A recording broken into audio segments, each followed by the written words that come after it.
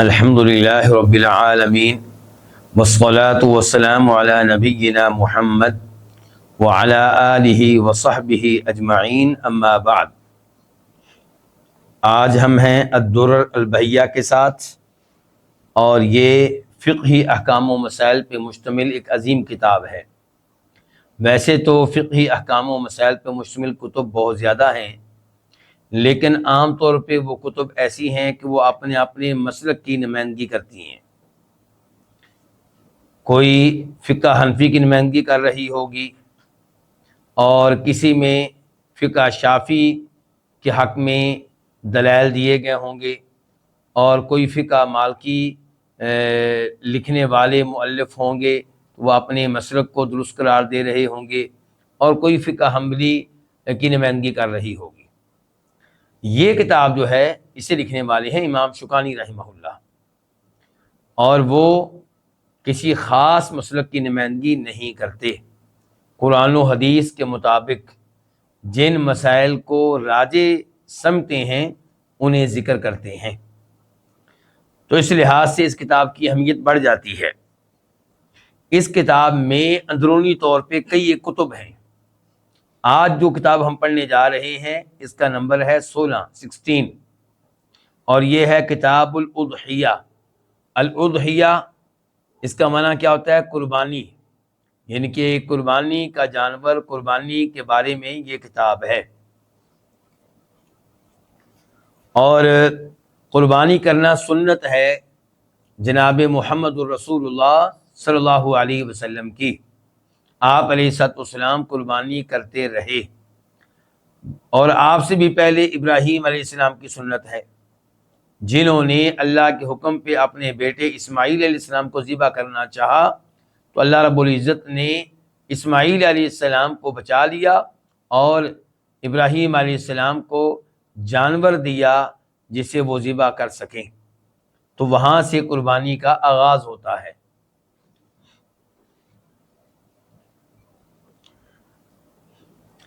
امام شوکانی رحمہ اللہ الاضحیہ، ان کے قربانی کے احکام اور مسائل بیان کرتے ہوئے کہتے ہیں تشرع لأہل کل بیت، کہ یہ ان کی قربانی یہ مشروع ہے ہر خاندان کے لیے، ہر فیملی کے لیے، ہر گھرانے کے لیے۔ اس کا مطلب یہ ہوا کہ قربانی کا تعلق ایک فیملی سے ہے،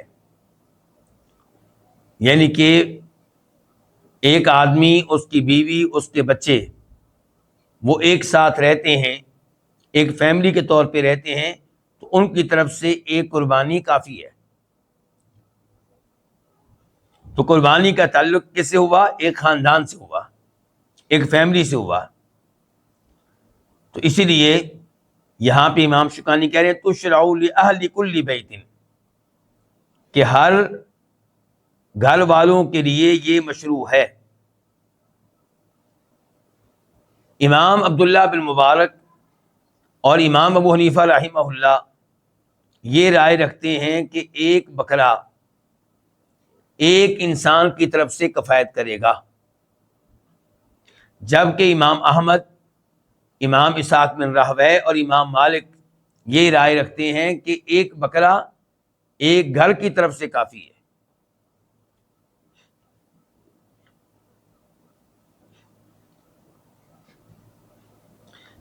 اس بات کی کیا دلیل ہے کہ قربانی مشروع ہے، شریعت اس کی ترغیب دیتی ہے؟ اور ویسے اس کا حکم ہے کیا، کہ کیا یہ واجب ہے یا سنت؟ تو اللہ رب العزت سورہ حج میں ارشاد فرماتے ہیں آیت نمبر 34 میں 34 میں وَلِكُلِّ أُمَّةٍ جَعَلْنَا مَنْسَكًا لِيَذْكُرُوا اسْمَ اللَّهِ عَلَى مَا رَزَقَهُم مِّن بَهِيمَةِ الْأَنْعَامِ، کہ ہر امت کے لیے ہم نے قربانی رکھی ہے تاکہ وہ اللہ تعالیٰ کا نام لیں ان جانوروں پہ جو اللہ نے ان کو دیے ہیں، پالتو جانور، بہیمۃ الانعام۔ اور سنن ابن ماجہ کی حدیث ہے جس کا نمبر ہے 3123 3123۔ ابو ہریرہ رضی اللہ عنہ اس حدیث کے راوی ہیں، کہتے ہیں کہ فرمایا نبی علیہ الصلوۃ والسلام نے، من وجد ساعة فلا يضحي فلا يقربن مصلانا، جس کے پاس قربانی کرنے کی گنجائش موجود ہے، مالی لحاظ سے اللہ کی راہ میں کوئی جانور قربان کرنے کی استطاعت و طاقت رکھتا ہے، پھر بھی قربانی نہیں کرتا، تو وہ ہماری عیدگاہ کے قریب نہ آئے۔ اس سے کیا پتہ چلا کہ قربانی کرنی چاہیے، اور کیا یہ سنت ہے کہ یا واجب ہے؟ ان الفاظ سے یہ پتہ چلا کہ یہ واجب ہے۔ کچھ علماء کرام کی رائے یہ ہے کہ یہ نبی علیہ الصلوۃ والسلام کے الفاظ نہیں ہیں، بلکہ یہ ابو ہریرہ رضی اللہ عنہ کا اپنا فتویٰ ہے، ان کا اپنا قول ہے، ان کا اپنا موقف ہے۔ تو اگر ہم یہ مان لیں کہ یہ الفاظ نبی علیہ الصلوۃ والسلام کے نہیں بلکہ جناب ابو ہریرہ کے اپنے ہیں، تو تب بھی یہ مرفوع کے حکم میں ہے، کیونکہ ایسے الفاظ کوئی صحابی اپنی طرف سے نہیں کہہ سکتے کہ جو قربانی کی طاقت رکھتا ہے پھر قربانی بھی نہیں کرتا تو ہماری عیدگاہ کے قریب بھی نہ آئے۔ اتنا بڑا فتویٰ ابو ہریرہ نہیں لگا سکتے۔ تو امید یہی ہے کہ یہ یا تو الفاظ ہیں نبی علیہ الصلوۃ والسلام کے، یا جناب ابو ہریرہ کے الفاظ ہیں جو مرفوع حدیث کے حکم میں ہیں۔ پھر ابن ماجہ کی ایک اور روایت ہے 3125 3125، جس کے راوی ہیں مخنف بن سلیم رضی اللہ تعالی عنہ۔ وہ کہتے ہیں کہ اللہ کے نبی علیہ السلام نے فرمایا، ان علی کل اہل بیت فی کل عام اضحیہ، کہ ہر گھرانے پہ ہر سال قربانی واجب ہے۔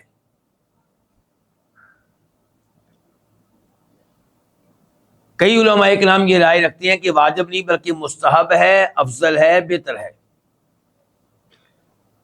تو بہرحال اگر یہ مستحب ہو، سنت ہو، واجب نہ ہو، تب بھی وجوب کے قریب قریب معاملہ پہنچتا ہے۔ اس لیے اس معاملے میں سستی نہیں کرنی چاہیے، اور جن کے پاس گنجائش ہو انہیں چاہیے کہ وہ اللہ کی راہ میں عید الاضحیٰ کے موقع پہ بطور قربانی جانور ذبح کریں۔ اچھا، اس کا کیا مطلب ہے کہ اس کے پاس گنجائش ہو؟ گنجائش سے کیا مراد ہے؟ گنجائش سے مراد یہ ہے کہ آپ کے گھر میں اتنا مال ہے جس سے آپ کا مثال کے طور پہ 1 ہفتے کا، 2 ہفتے کا، مہینے کا خرچہ گھر کا پورا ہو جائے گا۔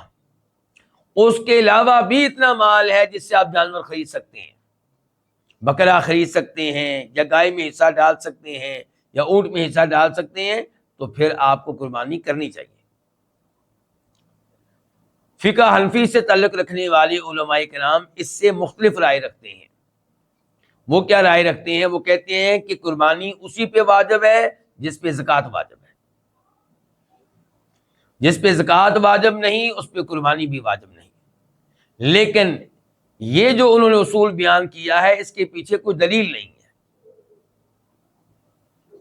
اس لیے صحیح موقف یہ ہے کہ زکوٰۃ واجب ہو یا نہ ہو، زکوٰۃ کا نصاب آپ کے پاس موجود ہو یا موجود نہ ہو، قربانی کرنے کی آپ گنجائش رکھتے ہیں کسی بھی لحاظ سے، تو پھر آپ کیا کریں گے؟ قربانی کریں گے۔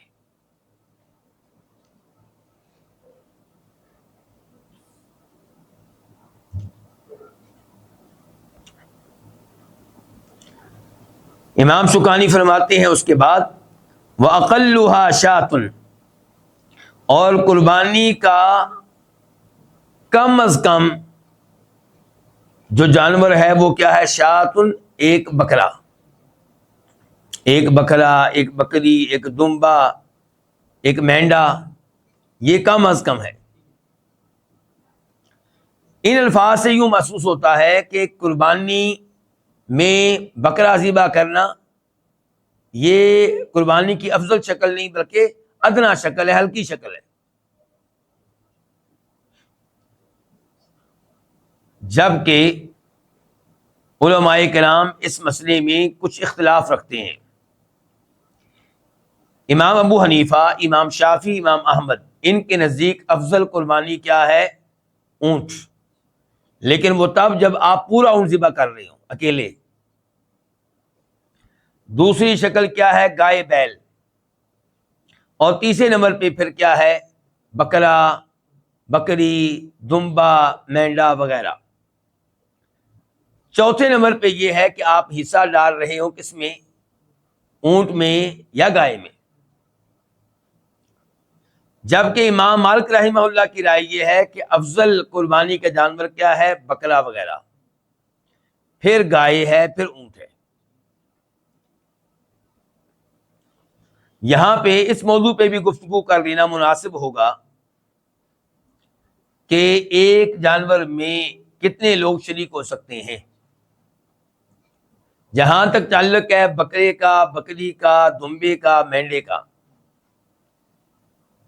تو اسے ایک آدمی کی طرف سے ہی قربان کیا جائے گا، اور وہ ایک آدمی اپنے گھر کی نمائندگی بھی کر رہا ہوگا. لیکن بنیادی طور پہ وہ جانور ایک آدمی کی طرف سے ذبح ہو رہا ہے.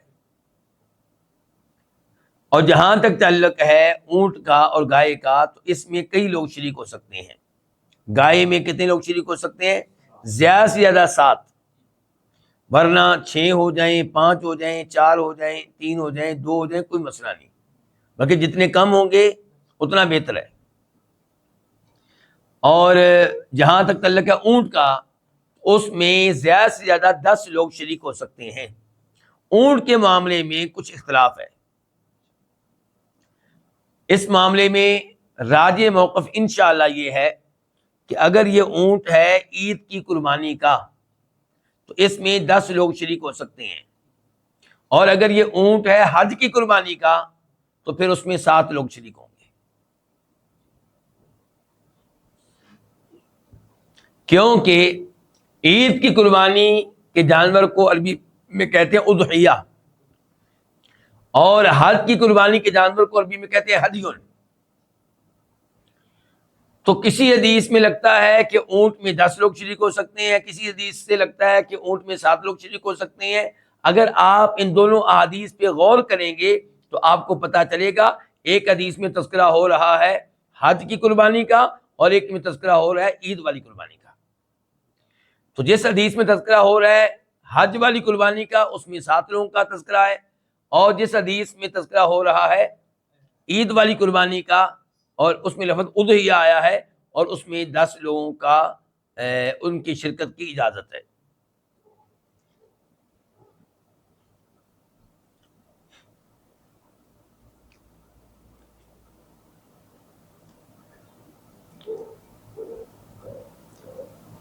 ابھی تک ہم نے کیا پڑھا تھا کہ قربانی ہر خاندان کی طرف سے مشروع ہے، اور قربانی میں ہلکا جو کام ہے وہ کیا ہے؟ ایک عدد بکرا یا بکری یا مینڈا یا دمبا وغیرہ. اس کی دلیل کیا ہے؟ امام ترمذی رحمہ اللہ روایت کرتے ہیں، اور حدیث کا نمبر ہے 1505 1505. راوی ہیں عطا بن یسار رحمہ اللہ، تابعی. وہ کہتے ہیں سألت ابا ایوب الانصاریہ، میں نے مشہور و معروف صحابی ابو ایوب انصاری سے سوال کیا، کیف کانت الضحایا علی عہد رسول اللہ صلی اللہ علیہ وسلم، کہ نبی علیہ الصلوۃ والسلام کے زمانے میں قربانیاں کیسے ہوتی تھیں. فقال، تو وہ کہنے لگے، کون؟ ابو ایوب انصاری، کان الرجل یضحی بالشاة عنہ وعن اہل بیتہ فیأکلون ویطعمون، کہ ایک آدمی ایک بکری ذبح کیا کرتا تھا اپنی طرف سے بھی اور اپنے گھر والوں کی طرف سے بھی، ایک ہی بکرا ذبح کیا کرتا تھا. پتہ چلا کہ حنفی علماء کرام کا یہ موقف ٹھیک نہیں ہے کہ ایک بکرا ایک آدمی کی طرف سے ہوگا. وہ ہوگا ایک آدمی کی طرف سے، لیکن وہ ایک آدمی نمائندگی کرے گا پورے گھر کی. یعنی کہ آپ یہ نہیں کہہ سکتے کہ اگر گھر کا سربراہ بھی امیر ہے اور بیوی بھی امیر ہے تو دونوں پہ قربانی واجب ہے. کہنا میں یہ چاہتا ہوں.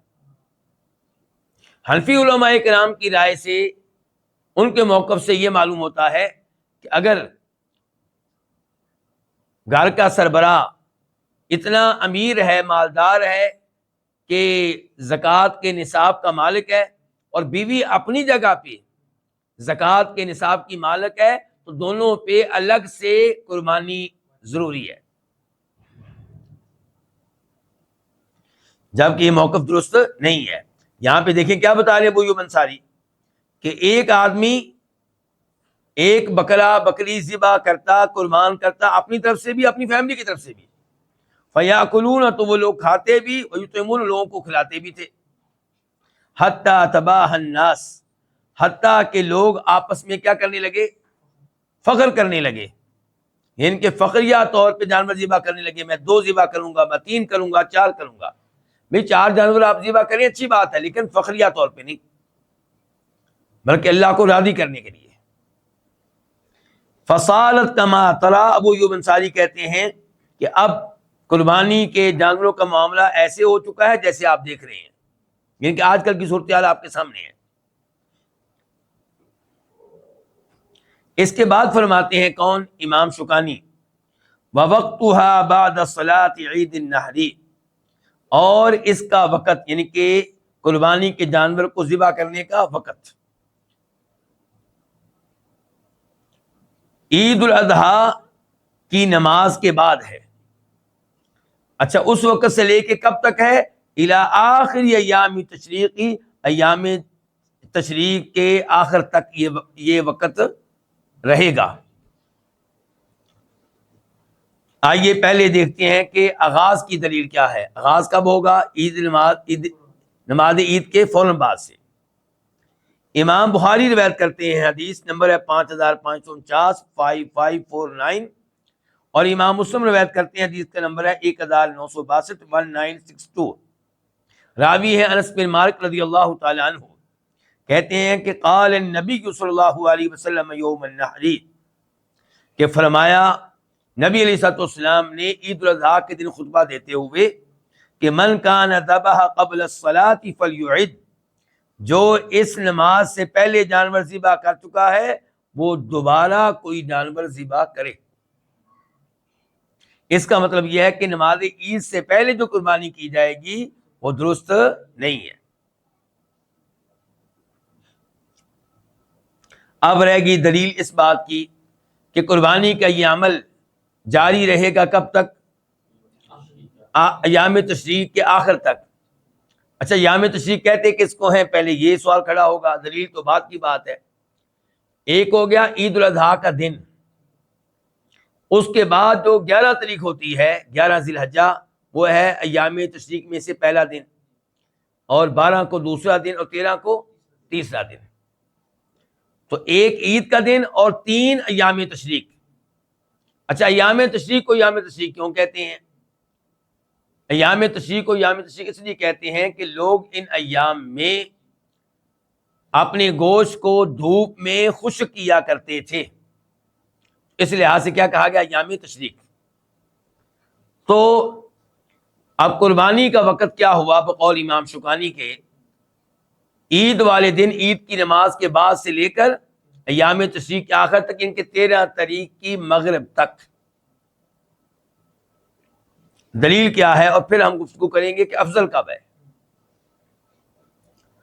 دلیل وہ حدیث ہے جسے امام احمد روایت کرتے ہیں، امام ابن حبان اپنی صحیح میں روایت کرتے ہیں، امام بہقی روایت کرتے ہیں، راوی ہیں جبیر بن مطعم، کہ فرمایا نبی علیہ الصلوۃ والسلام نے وفی کل ایام التشریق ذبح، تمام ایام تشریق میں جانور ذبح کیے جا سکتے ہیں. اب سوال کیا تھا کہ افضل کب ہے؟ تو افضل عید والے دن ہے مغرب تک. کیوں جی؟ کیا دلیل ہے اس کی؟ دلیل یہ ہے کہ نبی علیہ الصلوۃ والسلام دوسری حدیث میں ارشاد فرماتے ہیں، بخاری شریف کی حدیث ہے، ابو داؤد شریف کی حدیث ہے، کہ اللہ رب العزت کو نیک اعمال جس قدر ذی الحجہ کے ابتدائی 10 ایام میں اچھے لگتے ہیں، اس قدر دیگر ایام میں اچھے نہیں لگتے. ویسے تو اللہ کو نیک عمل ہمیشہ اچھے لگتے ہیں، لیکن ان 10 ایام میں جتنے اچھے لگتے ہیں دیگر ایام میں اتنے اچھے نہیں لگتے. تو اس کا مطلب یہ ہوا کہ ذی الحجہ کی 10 تاریخ کو مغرب تک جو آپ جانور ذبح کریں گے وہ ان 10 دنوں کا حصہ بنے گا. قربان کرنا، جانور ذبح کرنا نیک عمل ہے، تو یہ نیک عمل جب ذی الحجہ کے ابتدائی 10 ایام میں ہوگا تو ثواب زیادہ ملے گا.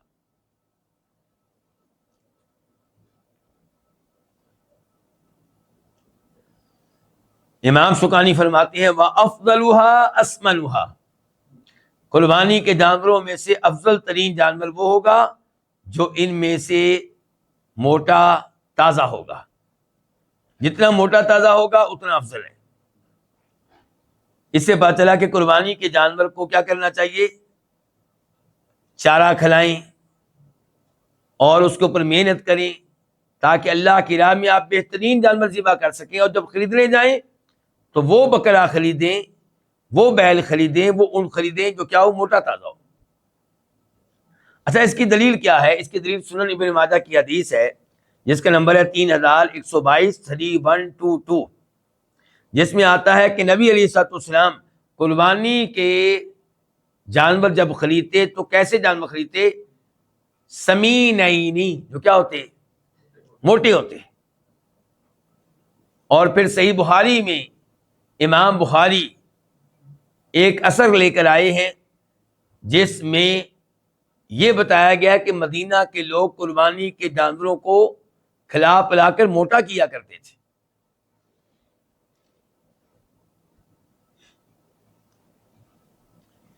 امام شوکانی فرماتے ہیں ولا یجزئ ما دون الجذع من الضان ولا الثنی من الماس، ولا یجزئ، اور کفایت نہیں کرے گا، یعنی کہ قربانی میں یہ جانور نہیں چلے گا.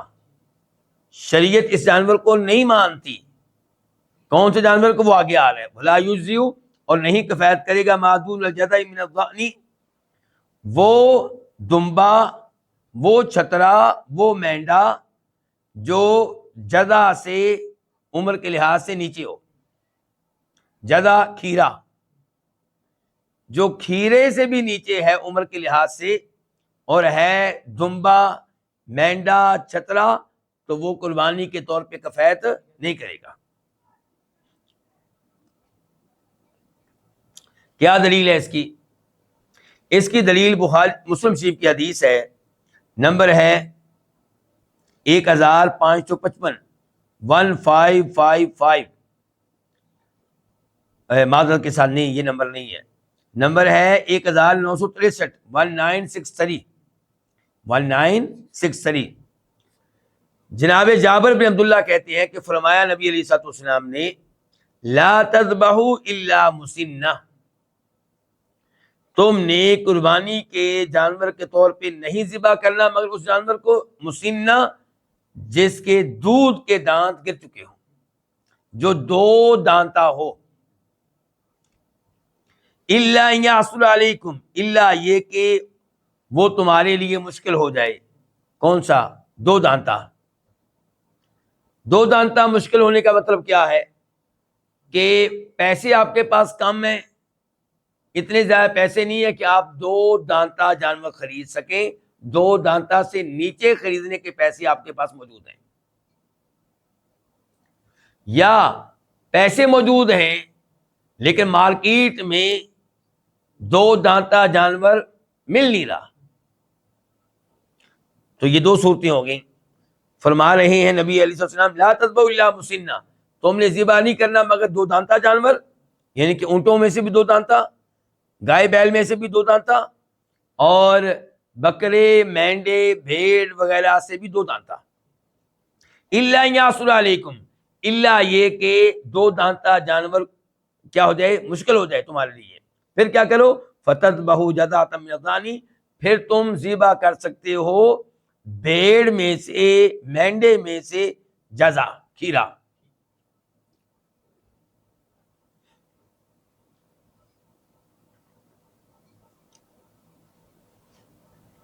اچھا، شریعت نے کیا کہا ہے؟ 2 دانتا ہونا.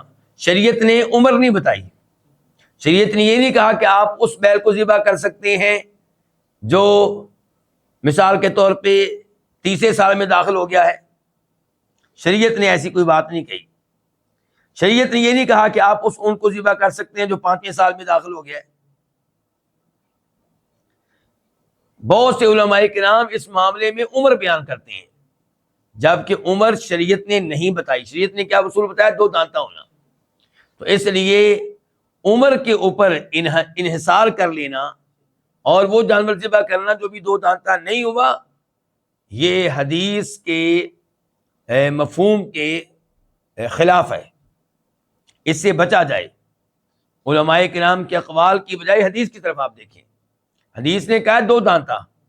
جیسے لڑکا جو ہے مثال کے طور پہ، لڑکی جو ہے وہ شریعت کے احکام کے صحیح معنوں میں مکلف اور پابند کب ہوتے ہیں؟ جب بالغ ہو جائیں. اب کوئی بچہ بالغ ہو رہا ہے کس سال میں؟ 11 سال میں، کوئی 12 سال میں، کوئی 13 سال میں، کوئی 14 سال میں، کوئی 15 سال میں. اب ہم کہیں نہیں جی ہم ایک عمر مقرر کر لیتے ہیں اپنی طرف سے، تو یہ ٹھیک ہوگا؟ یہ ٹھیک نہیں ہوگا. تو ایسے جانوروں میں آپ نے عمر کی طرف نہیں دیکھنا. کس طرف دیکھنا ہے؟ کہ وہ بذات خود 2 دانتا ہوا یا نہیں ہوا. یہ نہیں کہ آپ اس کو 2 دانتا کر دیں، اس کے دانت گرا دیں. یہ نہیں، آپ نے نہیں گرانے. اگر 2 دانتا آپ ملنا مارکیٹ سے ممکن نہیں ہے یا آپ کے پاس پیسے نہیں ہیں، فرمایا پھر تم کھیرا کر سکتے ہو، لیکن کھیرا بکرے میں سے نہیں، کھیرا گائے بیل میں سے نہیں، کھیرا اونٹنی میں سے نہیں. کس میں سے؟ بھیڑ میں سے، مینڈے میں سے. اچھا کیا فرق ہے بکرے میں اور یہ بھیڑ وغیرہ میں؟ بکرا وہ ہوگا، کیونکہ آج کل کے نئے لوگ نہیں جانتے نا، ان کو بیچاروں کو بھی پتہ نہیں چلتا کہ بکرا کس کو کہتے ہیں اور بھیڑ یا مینڈا کس کو کہتے ہیں. تو بکرا وہ ہوگا جس کے جسم پہ بال ہوتے ہیں، اور بھیڑ اور مینڈا یہ کیا ہوں گے جن کے جسم پہ کیا ہوتے ہیں؟ اون ہوتی ہے. ٹھیک ہو گیا؟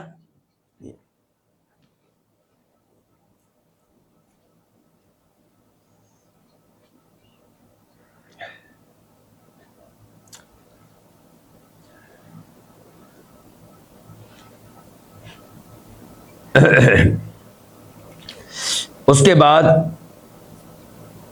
اچھا اب یہ جو کھیرا ہے، پہلے تو بات ہوگی 2 دانتا ہونے کی. جانور کیا ہونا چاہیے؟ 2 دانتا. لیکن اب سوال یہ ہے کہ جو کھیرا ہے، دھمبا، چھترا، مینڈا، تو اس کے بارے میں تو عمر بتانی پڑے گی.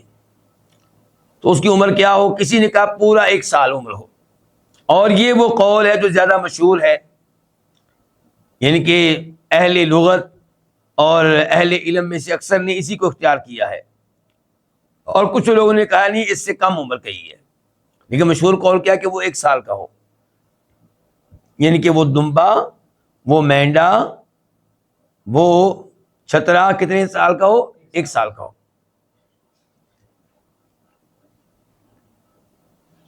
اس کے بعد کہہ رہے ہیں امام شوکانی رحمہ اللہ، وَلَلثَّنِيِّ مِنَ الْمَعْزِ، اور نہیں کفایت کرے گا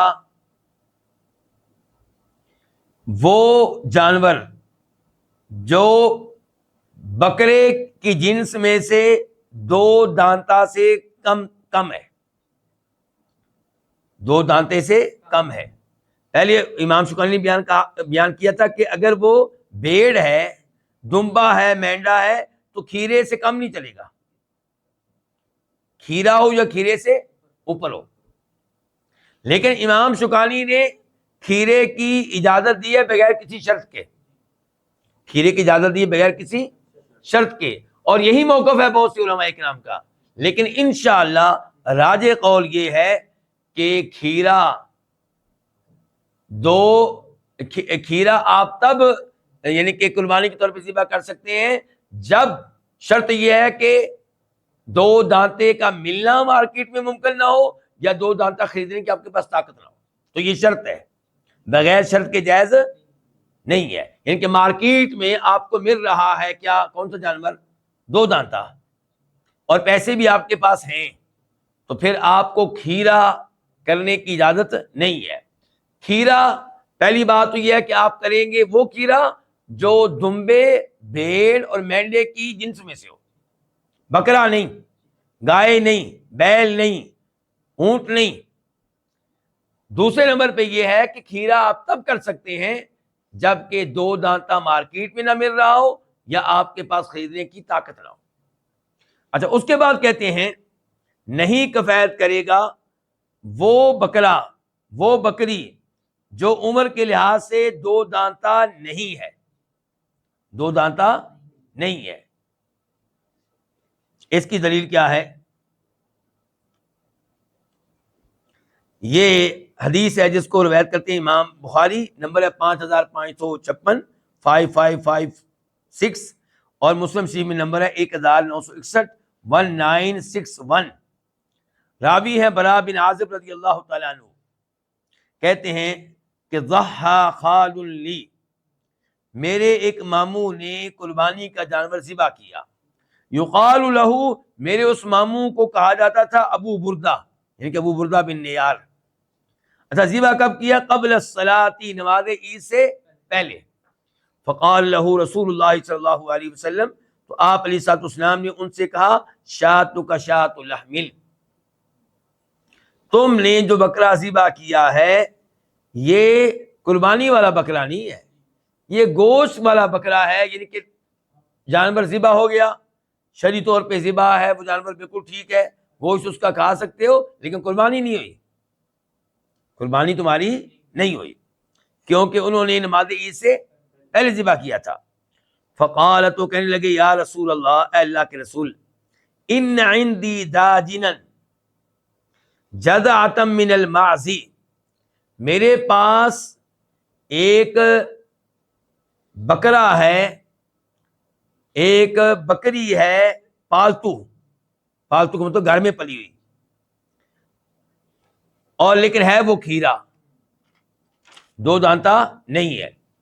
قال اذبحھا، تم اس کو ذبح کر لو، ولا تصلح لغیرک، لیکن یہ کام، ایسا جانور تمہارے علاوہ کسی اور کے لیے ٹھیک نہیں ہے، یہ صرف تمہیں اجازت دی جا رہی ہے، اس کا مطلب ہے کسی اور کو اجازت نہیں ہے۔ ایسی اجازت آپ علیہ السلام نے ابو بردہ بن نیال کے ساتھ ساتھ عقبہ بن عامر جوہنی کو بھی دی تھی اور زید بن خالد جوہنی کو بھی دی تھی، لیکن آپ کیا کہہ رہے ہیں؟ ولا تصلوا لغیرک، اجازت صرف تمہارے لیے ہے، کسی اور کے لیے نہیں ہے۔ ثم قال، پھر آپ علیہ السلام نے فرمایا من ذبح قبل الصلاۃ، جو جانور ذبح کرے نماز عید سے پہلے، فانما یذبح لنفسہ، وہ تو اپنے لیے ذبح کر رہا ہے، اللہ کے لیے نہیں، گوشت کھانے کے لیے۔ ومن ذبح بعد الصلاۃ، اور جو ذبح کرے نماز کے بعد، فقد تم نسکہ، اس کی قربانی پوری ہو گئی، واصاب سنت المسلمین، اور اس نے مسلمانوں کے طریقے کو پا لیا، یعنی کہ اس کا عمل کیا درست ہے۔ تو اس حدیث سے پتہ چلا کہ بکرے کی جنس میں سے وہی بکرا درست ہوگا جو دو دانتا ہو، جو دو دانتے سے کم ہے عمر کے لحاظ سے، کھیرا ہے، وہ نہیں چلے گا۔ اس کے بعد امام شوکانی کہتے ہیں ولل اعور ولل مریض والاعرج والاعجف، قربانی کے طور پہ کفایت نہیں کرے گا وہ جانور الاعور، جو کیا ہے؟ کانا ہے، بینگا ہے، کانا ہے، والمریض، اور نہ ہی وہ جو بیمار ہے، والاعرج، اور نہ ہی وہ جو لنگڑا ہے، والاعجف، اور نہ ہی وہ جو انتہائی کمزور ہے، لاغر ہے۔ کیا دلیل ہے اس کی؟ حدیث آپ کے سامنے رکھتا ہوں جس سے مزید وضاحت ہو جائے گی اس مسئلے کی۔ حدیث کو روایت کرنے والے امام ابو داؤد رحمہ اللہ، نمبر ہے 2802، 2802۔ ترمذی میں اس کا نمبر ہے 1497، 1497۔ ابن ماجہ میں اس کا نمبر ہے 3144، 3144۔ راوی ہیں برا بن عازب رضی اللہ تعالی عنہ۔ کہتے ہیں کہ فرمایا نبی علیہ الصلوۃ والسلام نے لا یضحى بالعرجاء بین ضلعها، کہ وہ لنگڑا جانور قربانی کے طور پہ ذبح نہیں کیا جائے گا جس کا لنگڑا پن بالکل واضح ہے۔ اس کا مطلب ہے کہ وہ جس میں لنگڑا پن موجود ہے لیکن ہلکا سا، وہ چل جائے گا۔ لیکن فرمایا وہ جانور جو لنگڑا ہے اور اس کا لنگڑا پن کیا بالکل واضح ہے، تو اس کو آپ قربانی کے طور پہ ذبح نہیں کر سکتے۔ ولا بالعوراء بین عورها، اور آپ اس کانے جانور کو، اس بہنگے کو بھی ذبح نہیں کر سکتے جس کا کانا پن بالکل واضح ہے۔ اس کا مطلب کانا پن ہلکا سا ہو تو وہ چل جائے گا۔ اچھا، یہاں پہ سوال یہ اٹھے گا کہ جو دونوں آنکھوں سے نبینا ہو وہ بدرجہ اولا نہیں چلے گا۔ جب ایک آنکھ والا نہیں چلے گا، جس کی ایک آنکھ کام نہیں کرتی، تو جس کی دونوں آنکھیں کام نہیں کریں گی وہ تو کسی شکل میں بھی نہیں چلے گا۔ ولا بالمریضۃ بین مرضها، اور وہ بیمار جانور بھی قربانی کے طور پہ ذبح نہیں کیا جا سکتا جس کی بیماری بالکل واضح ہے، صاف صاف نظر آ رہا ہے کہ کیا بیمار ہے۔ ولا بالعجفاء التي لا تنقي، اور قربانی کے طور پہ وہ جانور بھی ذبح نہیں کیا جائے گا جو کمزور ہے، لاغر ہے، جس کی ہڈیوں میں گودا ہی نہیں ہے۔ گودا سمجھتے ہیں؟ پنجابی میں تو آپ نے صحیح جواب دیا ہے۔ گودا یعنی کہ آپ یوں کہہ لیں، یعنی کہ دیکھیں نا، اگر ہماری ہڈیوں میں گودا وغیرہ نہ ہو تو کام خراب ہے۔ گودا ہوگا تو کام چلے گا۔ کئی لوگوں کے گھٹنوں میں گودا جو ہوتا ہے وہ خشک ہو جاتا ہے، تو ان کو شدید درد ہوتا ہے، کئی مسائل کھڑے ہو جاتے ہیں۔ آپ یہ کہہ لیں آسان لفظوں میں، لیکن یہ لفظ لکھنا نہیں ہے، یہ تو میں اپنی طرف سے بتا رہا ہوں۔ آپ یوں سمجھ لیں کہ چکناہٹ سی، چربی سی، حالانکہ وہ چربی ہے نہیں لیکن اس سے ملتی جلتی چیز، کہنے کا مطلب یہ ہے۔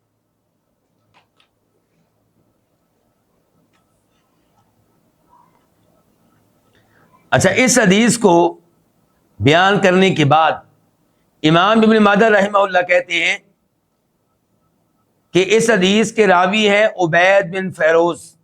یہ اس حدیث کو روایت کرتے ہیں براء بن عازب صحابی سے۔ اس حدیث کے صحابی میں پہلے بتا چکا ہوں کون ہے، براء بن عازب۔ اچھا، ان سے روایت کرنے والے کون ہیں؟ عبید بن فیروز۔ وہ کہتے ہیں کہ میں نے صحابی سے کہا اس حدیث کے بعد، فإنی اکرہ ان یکون نقص فی الاذن، میں ناپسند کرتا ہوں کہ قربانی کے جانور کے کان میں کوئی کمی وغیرہ ہو، کوئی عیب ہو۔ کس میں؟ کان میں، کیونکہ اس حدیث میں کان کا تذکرہ نہیں آیا تھا۔ قال، تو صحابی براء بن عازب کہنے لگے، فما کرہت منہ فدعہ، جو قربانی کا جانور آپ کو اچھا نہ لگے، ناپسندیدہ لگے، مثال کے طور پہ اس لیے کہ اس کے کان میں مسئلہ ہے، فدعہ، آپ اس کو چھوڑ دیں، اس کو قربانی کے جانور کے طور پہ ذبح نہ کریں۔ ولا تحرموا علی احد، لیکن دوسروں کے لیے اس کو حرام قرار نہ دیں۔ یہ احتیاط آپ اپنے تک محدود رکھیں، یہ آپ کا تقویٰ ہے کہ آپ چاہتے ہیں کہ میں اللہ کی راہ میں وہ جانور ذبح کروں جس میں بالکل کوئی عیب نہ ہو، حتیٰ کہ آپ چاہتے ہیں کہ کان میں بھی عیب نہ ہو، تو ٹھیک ہے، اچھی بات ہے، لیکن دوسروں کو یہ نہ کہیں کہ یہ جناب کان والا عیب جو ہے اس کی وجہ سے آپ کا جانور کیا ہے، حرام ہے۔ کان کے موضوع پہ مزید گفتگو کر لیتے ہیں۔ امام شوکانی کہتے ہیں اگلے مسئلے میں، وَآدَبُ الْقَرْنِ وَالْأُذُنِ، کہ قربانی کے طور پہ وہ جانور کفایت نہیں کرے گا جو سینگ ٹوٹا ہے یا کان کٹا ہے۔ اس بارے میں دلیل کیا ہے؟ ترمذی شریف کی حدیث ہے جس کا نمبر ہے 1504 1504، اور ابن ماجہ میں اس کا نمبر ہے 3145 3145۔ جناب علی کہتے ہیں کہ نبی علیہ السلام نے نہا ان یضحى بآدب القرن والاذن، آپ علیہ الصلوۃ والسلام نے ایسا جانور قربانی کے طور پہ ذبح کرنے سے منع کیا ہے جو سینگ ٹوٹا ہو یا کان کٹا ہو۔ لیکن مسئلہ یہ ہے کہ یہ روایت ضعیف ہے، اس لیے کوشش یہی کریں کہ آپ جو بکرا جو قربانی کے جانور ذبح کرنے لگے ہیں اس کے کان اور سینگ میں بھی، کان کے لحاظ سے سینگ کے لحاظ سے بھی کوئی عیب نہ ہو، لیکن وہ 4 عیب جن کی موجودگی میں قربانی کا جانور کفایت بالکل نہیں کرتا، وہ وہی 4 عیب ہیں جو پہلے آپ کو بتائی جا چکے ہیں۔ کیا؟ جو لنگڑا ہے لیکن لنگڑا پن بالکل واضح، کانا ہے، بینگا ہے اور کانا پن بالکل واضح، اور بیمار ہے اور اس کی بیماری بالکل واضح، اور کمزور ہے، لاغر ہے، جس کی ہڈیوں میں گودا نہیں ہے اور اس کی کمزوری بالکل واضح ہے۔ باقی رہا کان والا عیب کہ کان کٹا ہوا ہے، سینگ والا عیب، تو ایسے عیب والے جانور سے بھی بچیے، دور رہیے۔ لیکن بہرحال اگر کوئی ایسا جانور ذبح کرتا ہے تو ہم یہ نہیں کہیں گے کہ تمہاری قربانی نہیں ہوئی، خصوصاً وہ قربانی کا جانور جس کا کان بہت زیادہ کٹا ہوا ہے، یا وہ جس کا سینگ بہت زیادہ ٹوٹا ہوا ہے، تو ایسے جانوروں سے بچنے کی کوشش کرنی چاہیے۔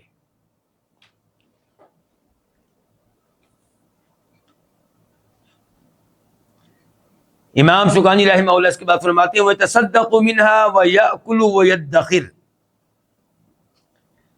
کہ قربانی کا جانور ذبح کرنے والا اس میں سے صدقہ کرے، کچھ گوشت صدقہ کرے، وَيَأْكُلُ خود بھی کھائے، وَيَدَّخِرُ اور اسٹور بھی کر سکتا ہے، ذخیرہ بھی کر سکتا ہے۔ آج کی زبان میں اپنے فریزر اور فریج میں بھی رکھ سکتا ہے۔ دلیل کیا ہے اس مسئلے کی؟ امام مسلم رحمہ اللہ روایت کرتے ہیں، حدیث کا نمبر ہے 1971 1971، راوی ہیں عبداللہ بن واقد رضی اللہ تعالی عنہ، کہتے ہیں کہ نہا رسول اللہ صلی اللہ علیہ وسلم عن اکلی لحوم الضحایا بعد 3، نبی علیہ الصلوۃ والسلام نے 3 راتوں کے بعد قربانی کے جانوروں کا گوشت کھانے سے منع کیا، یعنی کہ آپ نے کہا کہ 3 دنوں کے اندر اندر جو کھانا کھا لو، مقصد کیا تھا کہ باقی لوگوں میں تقسیم کر دو۔ قال عبداللہ بن ابی بکر، صحابی کون تھے؟ عبداللہ بن واقد۔ عبداللہ بن واقد صحابی سے اس حدیث کو روایت کرنے والے عبداللہ بن ابی بکر کہتے ہیں فذکرت ذلک لعمرہ، میں نے عبداللہ بن واقد سے یہ حدیث سننے کے بعد عمرہ بنت عبد الرحمن، مشہور و معروف محدثہ ہیں، ان کو یہ حدیث بتائی۔ فقالت، تو وہ کہنے لگی صدقہ، عبداللہ بن واقد صحابی نے یہ حدیث بالکل صحیح بتائی ہے، سچ کہا ہے۔ سمیت عائشہ، میں نے سیدہ عائشہ سے حدیث سنی تھی، کیا؟ تقول، وہ کہہ رہی تھی کہ دف اہل ابیات من اہل البادیۃ حضرت الاضحیٰ زمن رسول اللہ صلی اللہ علیہ وسلم، کہ نبی علیہ السلام کے زمانے میں عید الاضحیٰ کے دن کچھ بدو گھرانے آئے، بدو یہ کہ صحرا میں رہنے والے کچھ فیملیاں، کچھ گھرانے مدینہ میں آئے۔ فقال رسول اللہ صلی اللہ علیہ وسلم، تو فرمایا نبی علیہ الصلوۃ والسلام نے ادخروا ثلاثا، 3 راتوں تک تم گوشت کو رکھ سکتے ہو، ذخیرہ کر سکتے ہو۔ ثم تصدقوا، پھر صدقہ خیرات کر دو، بما بقیہ، اس گوشت کو جو باقی رہ گیا۔ فلما کان بعد ذلک، جب اس کے بعد تھا، یعنی کہ جب اگلے سال کی عید الاضحیٰ آئی، قالوا، لوگوں نے کہا یا رسول اللہ، اللہ کے رسول، ان الناس يتخذون الاسقیۃ من ضحایاہم، کہ لوگ اپنے قربانی کے جانوروں کی کھالوں کے بناتے ہیں مشکیزیں، وَيَجْمُلُونَ مِنْهَا الْوَدَقَ، اور ان کی چربی کو پگھلا لیتے ہیں، مطلب یہ ہے کہ چربی سے فائدہ اٹھاتے رہتے ہیں، بعد میں مشکیزے سے بھی فائدہ اٹھاتے رہتے ہیں بعد میں۔ فقال رسول اللہ صلی اللہ علیہ وسلم، تو فرمایا نبی علیہ السلام نے وما ذاک، یہ کیا بات ہے، یعنی کہ اس انداز سے گفتگو کیوں کر رہے ہو؟ قالوا انہوں نے کہا کہ نہیت ان تؤکل لحوم الضحایا بعد ثلاث، آپ نے منع کیا ہے کہ 3 راتوں کے بعد قربانی کے جانوروں کا گوشت کھانا ممنوع ہے۔ فقال، تو آپ علیہ السلام نے ارشاد فرمایا، انما نہیتکم من اجل الدافۃ التي دفت، میں نے تم کو منع صرف کیا تھا اس جماعت کی وجہ سے جو آئی تھی، وہ جو فیملیاں آئی تھی ان کی وجہ سے میں نے منع کیا تھا کہ آپ 3 راتوں کے بعد ذخیرہ نہیں کر سکتے تاکہ ان کو گوشت ملے۔ فکلوا، اب کیا حکم ہے؟ کھاؤ، وادخروا، اسٹور کرو، وتصدقوا، صدقہ کرو۔ تو کچھ نہ کچھ گوشت صدقہ کرنا، صحیح بات یہ کہ واجب ہے، ضروری ہے، اور خود کھانا بھی افضل ہے، بہتر ہے، آپ کی سنت ہے۔ آج کل کئی لوگ قربانی کے جانور ذبح کرتے ہیں لیکن خود بالکل نہیں کھاتے، تو یہ بھی کوئی اچھی بات نہیں ہے۔ نبی علیہ السلام نے حج کے موقع پہ کتنے اونٹ ذبح کیے تھے؟ 100۔ اور پھر جناب علی کی آپ نے ڈیوٹی لگائی کہ ہر اونٹ کا کچھ نہ کچھ حصہ لیا جائے اور ہانڈی میں اس کو ڈال دیا جائے، پکایا جائے، پکایا گیا، پھر آپ نے کھایا اس میں سے۔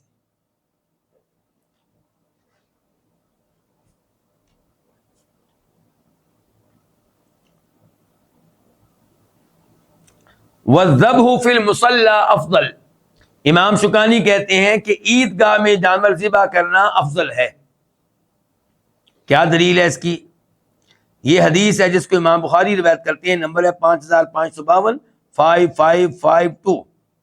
عبداللہ بن عمر کہتے ہیں، کان رسول اللہ صلی اللہ علیہ وسلم یذبح وینحر بالمصلی، آپ جانور ذبح کرتے تھے بالمصلی، عیدگاہ میں ہی۔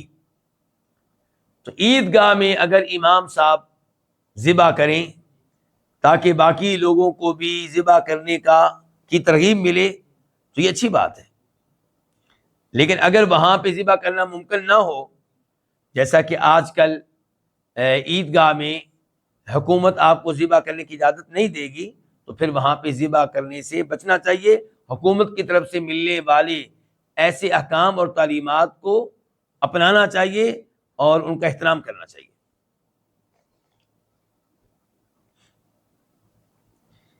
امام شوکانی فرماتے ہیں، وَلَا يَأْخُذُ مَن لَّهُ أُضْحِيَةٌ مِّن شَعْرِهِ وَظُفْرِهِ بَعْدَ دُخُولِ أَشْهُرِ الْحِجَّةِ حَتَّىٰ يُضَحِّي، جس کے پاس قربانی کا جانور ہو وہ اپنے بال نہ کاٹے، نہ مونڈے، بال نہ لے اور اپنے ناخن بھی نہ کاٹے، ذی الحجہ کے 10 دن شروع ہو جانے کے بعد، یعنی کہ ذی الحجہ کا چاند نظر آنے کے بعد۔ کب تک نہ کاٹے؟ حتیٰ یضحیٰ، جب تک کہ قربانی کے جانور کو ذبح نہ کر لے۔ کیا دلیل ہے اس کی؟ جی مسلم شریف کی حدیث ہے، نمبر ہے 1977، 1977، راوی ہے ام سلمہ رضی اللہ عنہا، کہ نبی علیہ السلام نے ارشاد فرمایا کہ اذا رأیتم ہلال ذی الحجہ، جب تم ذی الحجہ کا چاند دیکھ لو، واراد احدکم ان یضحی، اور تم میں سے کسی کا ارادہ ہو کہ وہ قربانی کا جانور ذبح کرے گا، فلیمسک عن شعرہ واظفارہ، تو پھر وہ اپنے بالوں سے اور اپنے ناخنوں سے دور رہے، رک جائے، نہ ناخن کوئی کاٹے نہ کوئی بال کاٹے۔ اچھا، یہ جو آپ نے کہا کہ وہ اپنے بال و ناخن نہیں کاٹ سکتا، یہ پابندی، اس پابندی کا کیا حکم ہے؟ امام احمد بن حنبل، امام اسحاق بن راہویہ کا موقف یہ ہے کہ یہ پابندی حرمت کے لیے ہے، یعنی کہ ناخن اور بال کاٹنے حرام ہے اس کے لیے جس نے عید کی قربانی کرنی ہے اور ذی الحجہ کا چاند نظر آ چکا ہے۔ امام مالک کہتے ہیں کہ نہیں، حرام تو نہیں لیکن مکروہ ہے، تو صحیح موقف کیا ہے کہ یہ حرام ہے۔ امام ابن قدامہ کہتے ہیں مقتضی النہی التحریم، جب آپ نے منع کر دیا تو پھر پتہ چلا کہ یہ کام حرام ہے۔ اچھا، یہاں پہ ایک سوال ہے کہ اگر کوئی حاجی ہے، اس نے حج کی قربانی کرنی ہے، عید والی قربانی نہیں کرنی، تو کیا یہ پابندی اس کے لیے بھی ہے؟ جواب یہ ہے کہ یہ پابندی اس کے لیے نہیں ہے۔ وہ ان ایام میں اپنے ناخن اور بال کاٹ سکتا ہے، خصوصاً وہ آدمی جو عمرے پہ گیا ہے، حج اور عمرے پہ گیا ہے لیکن پہلے عمرہ کرے گا، 2 ذی الحجہ کو عمرہ کیا، عمرہ کرنے کے بعد اس نے بال موڑ لیا، کاٹنے ہیں، تو لوگ پھر بہت پوچھتے ہیں جی اب کیا کریں؟ تو ہم کہیں گے آپ کے لیے جائز ہے، آپ کے لیے پابندی نہیں ہے۔ اچھا، یہاں پہ ایک سوال یہ ہے کہ کیا عورت بھی قربانی کے جانور ذبح کر سکتی ہے؟ بالکل کر سکتی ہے۔ شریعت کے احکام مردوں کے لیے بھی ہیں، عورتوں کے لیے بھی ہیں۔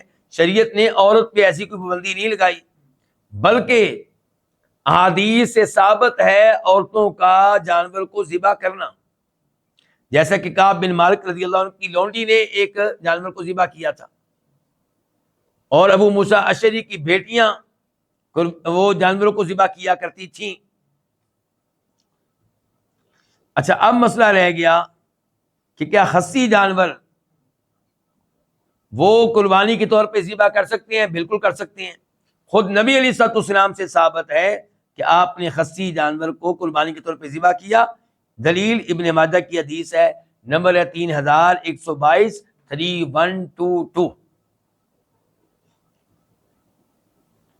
اور پھر یہ سوال کہ میت کی طرف سے قربانی کرنا کیسا ہے؟ تو اس بارے میں ایک حدیث آتی ہے ترمذی شریف میں، نمبر ہے 1495 1495، ابو داؤد میں آتی ہے، نمبر ہے 2790 2790۔ اس روایت میں یہ ہے کہ جناب علی 2 مینڈے قربانی کے طور پہ ذبح کیا کرتے تھے۔ ان سے پوچھا گیا 2 کیوں کرتے ہیں؟ کہنے لگے ایک میں اللہ کے نبی کی طرف سے کرتا ہوں علیہ السلام، آپ مجھے حکم دے کر گئے تھے، مجھے وصیت کر کے گئے تھے، لیکن یہ روایت کیا ہے؟ ضعیف ہے۔ تو صحیح بات یہ ہے کہ میت کی طرف سے قربانی کے طور پہ جانور ذبح کرنے کی کوئی دلیل نہیں ہے۔ صدقہ کے طور پہ آپ ذبح کر سکتے ہیں سال میں کبھی بھی۔ آپ اپنے فوت شدہ والد صاحب کی طرف سے اونٹ ذبح کرنا چاہتے ہیں، گائے ذبح کرنا چاہتے ہیں، بکرا ذبح کرنا چاہتے ہیں، سال میں کبھی بھی کریں آپ، چاہے قربانی والے دن کر لیں، لیکن قربانی کے طور پہ میت کی طرف سے جانور ذبح کرنا، اس کی کوئی صحیح اور صریح دلیل نہیں ہے۔ اسی لیے امام عبداللہ بن مبارک فرماتے ہیں، جیسا کہ امام ترمذی ان کے قول کو اپنی کتاب میں لے کر آئے ہیں، کہتے ہیں احب الیہ ان یتصدق عنہ ولا یضحی عنہ، میں یہ پسند کروں گا کہ میت کی طرف سے آپ صدقہ خیرات کریں اور اس کی طرف سے قربانی کے طور پہ جانور ذبح نہ کریں، اور اگر کوئی میت کی طرف سے قربانی کے طور پہ جانور ذبح کرتا ہے تو اس میں سے کچھ بھی نہ کھائے، سارے کا سارا صدقہ کر دے۔